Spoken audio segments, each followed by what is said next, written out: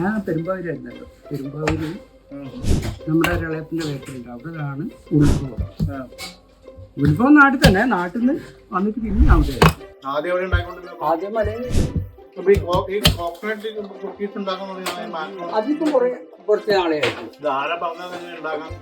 നമ്മുടെ ഒരു സുഹൃത്തുണ്ടായിരുന്നു ഇവിടെയുള്ള തൃപ്പൂണിത്തറ.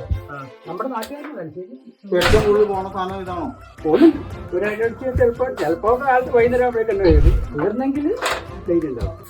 എത്ര കൊല്ലം ഇവിടെ നമ്മൾ ഉണ്ടാക്കുന്നുണ്ട്?